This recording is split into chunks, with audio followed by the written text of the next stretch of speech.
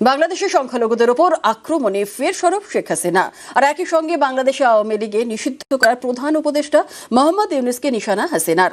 দলকে সুসংগঠিত করে প্রতিবাদের ডাক হাসিনার। জনগণকে সঙ্গে নিয়ে প্রতিরোধ গড়ার চ্যালেঞ্জ। একটা অবৈধ ক্ষমতা দখলকারী নিষিদ্ধ বললো আসলে নিষিদ্ধ হয়ে যাবে, নিষিদ্ধ হবে না, কারণ জনগণই আমাদের শক্তি। 6 কোটির উপর মানুষ আবার দরিদ্র হয়ে গেছে। তো দরিদ্র না থাকলে ইউনূসের সুদের ব্যবসা হবে না। ছাত্রলীগের না হলেও প্রায় 25,000-এর মতো নেতা কর্মীকে বন্দী করে তাদের উপর মানবেতর অত্যাচার করছে।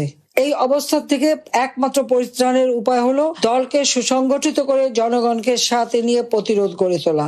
যারা অত্যাচার করছে তাদের প্রত্যেককে চিনে রাখতে হবে, কাজে এদের বিচার আমরা করব। আজকে বাংলাদেশের জনগণের ভোটের অধিকার ছিনিয়ে নিয়েছে, নির্বাচন নামে একটা প্রহসন করতে যাচ্ছে। এটা কিসের নির্বাচন হবে যেখানে আওয়ামী লীগের প্রায় 50%-ই তো আমাদের ভোট। এদেরকে বাদ রেখে কার ভোট করতে চায় তারা? এই ইউনূসের মতো ফ্যাসিস্ট, দুর্নীতিবাজ, জঙ্গি ইউনূসকে ক্ষমতার থেকে হটিয়ে যুদ্ধাপরাধীদের এই লম্পঝম্প থেকে দেশকে মুক্ত করে বাংলাদেশের স্বাধীনতার চেতনা এবং স্বাধীনতার সুফল জনগণের ঘরে ঘরে পৌঁছাতে হবে। তার মেটিকুলাস ডিজাইনের মাধ্যমে চক্রান্ত করে তার মাস্টারমাইন্ড দিয়ে সে আমাকে ক্ষমতাচ্যুত করে ক্ষমতা দখল করেছে। আজকে তার কাজ একটাই, বাংলাদেশকে ধ্বংস করা। একটার পর একটা হত্যাকাণ্ড। 7.62 বুলেট কোত্থেকে আসলো? কারা এনেছে? কারা সাপ্লাই দিয়েছে? এখনো হাতে হাতে অস্ত্র। আর প্রত্যেকটা আওয়ামী লীগ নেতা কর্মীর বিরুদ্ধে মামলা।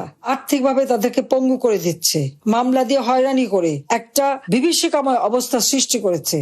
প্রকাশ্য দিবালোকে কুপিয়ে কুপিয়ে মানুষ হত্যা করা, হাতে অস্ত্র নিয়ে, লাঠিসোঁটা নিয়ে সেই প্রধান বিচারপতি থেকে শুরু করে চিফ জাস্টিস থেকে শুরু করে সবাইকে হামলা করে তাদেরকে পদত্যাগ করিয়ে সব জায়গায় দলীয় লোক বসানো। এটা তো জামাতে ইসলামী, তারা এই ব্যাপারে সক্রিয়। ইউনূসের কাজই হচ্ছে, সে তো এখন শিশু, নারী নির্যাতনকারী, গণহত্যাকারী। কারণ আওয়ামী লীগকে তারা নিশ্চিহ্ন করতে চায়। আওয়ামী লীগের নিষেধাজ্ঞা দিয়েছেন, স্বাধীনতা ভোগ তো করছেন।